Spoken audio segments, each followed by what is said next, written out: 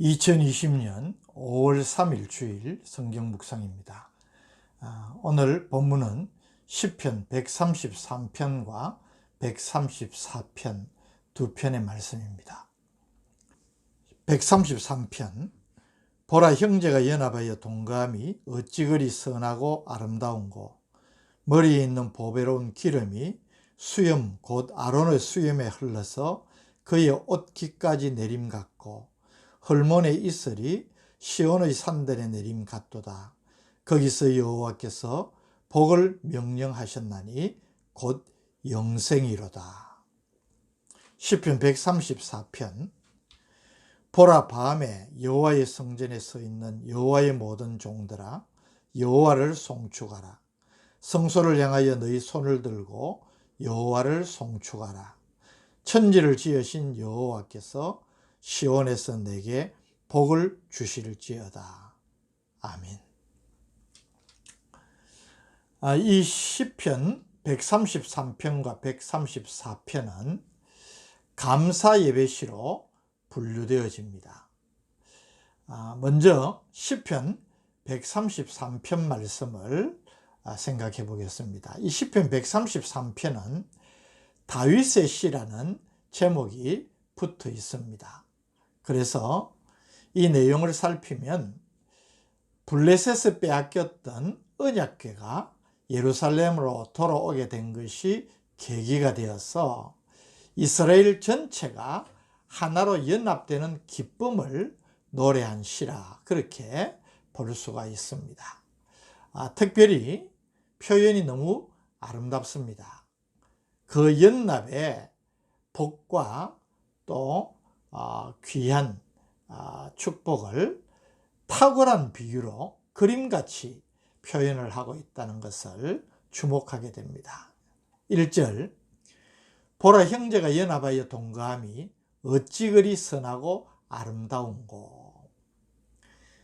배경을 말씀드렸듯이 블레셋의 언약궤를 빼앗겨서 기럇 여아림에 방치되어 있던 상태가 20여 년이 지났습니다. 이제 그 언약궤를 시온성으로 도로 찾아왔다는 것은 이스라엘 백성에게 언약궤가 가지는 의미를 생각하면 그야말로 보통 사건이 아닌 것입니다. 언약궤는 이스라엘 백성의 삶의 중심입니다. 출애굽한 이스라엘 백성에게 하나님께서 시내 산에서 모세를 통하여서 율법을 주셨습니다. 이 언약궤 안에는 그 율법을 상징하는 돌판과 또 아론의 상난 지팡이, 그리고 만나를 담은 항아리를 보관하는 궤입니다. 그래서 이 궤를 하나님께서 만들라고 명하셨고, 이 궤를 언약궤 혹은 법궤라고 부릅니다. 그리고 또 이 언약궤를 안치할 성막을 만들게 하셨습니다. 그래서 이 언약궤는 그 언약궤에 담겨진 세 가지 중요한 물건 때문에 하나님의 임재, 하나님의 은혜, 하나님의 말씀을 상징하는 것입니다. 이후에 성막은 이스라엘 백성의 삶의 중심이 되고 예배의 중심이 되었습니다. 이스라엘 백성들은 이 성막을 중심으로 진을 쳤고, 또 진행을 할 때에는 이 언약궤를 앞세우고 진행을 하였습니다. 이런 의미가 있는 언약궤를 적국에 빼앗겼다는 것은 이스라엘의 삶 자체가 무너졌다는 의미입니다. 그들의 마음이 무너졌다는 것이고, 그들의 소망이 산산조각 났다는 것을 말하는 것입니다. 그런데 이제 그 언약궤가 돌아왔습니다. 이것은 굉장한 의미지요. 이스라엘 백성들의 예배가 회복되었다는 것이고, 그들의 삶이 회복되었다는 것입니다. 그와 함께 그들의 마음도 소망도 회복되었다는 것입니다. 이것만큼 강력한 구심점이 어디 있겠습니까? 그래서 다윗이 이 언약궤를 블레셋에서 시온성으로 옮겨왔을 때에 보라 형제가 연합하여 동감이 어찌 그리 선하고 아름다운고 라고 노래하지 않을 수 없는 것입니다. 여기 형제는 가족의 개념을 뛰어넘어서 아브라함의 자손으로서의 동족 전체를 의미합니다. 또 연합하여 동거한다고 할 때 이 동거한다는 것은 육신적인 동거가 아니라 정신적, 신앙적 유대 관계를 뜻하는 말입니다. 그래서 하나님께서 택하셔서 하나님의 백성으로 구별함을 입은 이 이스라엘이 진정으로 그 은혜 가운데 하나로 연합되는 것은 너무나 선하고 아름다운 것이라는 것을 말하는 것입니다. 그 축복이 어떠합니까? 2절 3절이 우리에게 보여주고 있습니다. 머리에 있는 보배로운 기름이 수염 곧 아론의 수염에 흘러서 그의 옷깃까지 내림 같다. 이 2절의 말씀은 제사장을 세울 때에 그 제사장을 거룩하게 구별하기 위하여서 머리에 기름을 붓는 장면에서 이미지를 취해온 것입니다. 하나님의 백성 이스라엘도 거룩하게 구별함을 받은 하나님의 백성 아닙니까? 그렇게 구별함을 받은 선민 이스라엘 공동체는 그 자체가 존귀하고 아름답다는 것입니다.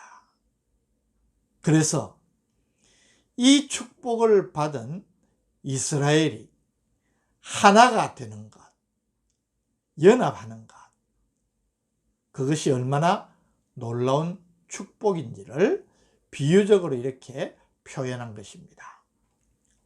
3절 말씀, 헐몬의 이슬이 시온의 산들에 내림 같도다. 이것은 무엇을 말하겠습니까? 헐몬산은 팔레스틴에서 가장 높은 산입니다.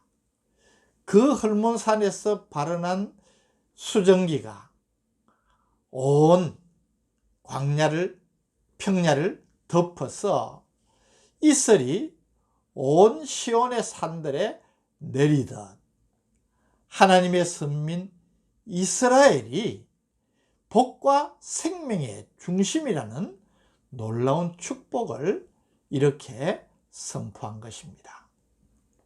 그렇다고 하면 이 시편 133편은 더 나아가서 예수 그리스도 안에서 새로운 영적 공동체, 영적 이스라엘이 된 교회의 하나됨의 축복을 강조한 말씀이다. 그렇게 볼 수가 있습니다. 두 번째로 시편 134편은 120편부터 시작된 15개의 성전에 올라가는 노래, 즉 성전 순례시 중에 마지막 시입니다. 성전에 올라가는 순례자들과 성전을 섬기는 제사장 혹은 레위인들이 교창의 형식으로 부른 노래라고 볼 수 있습니다.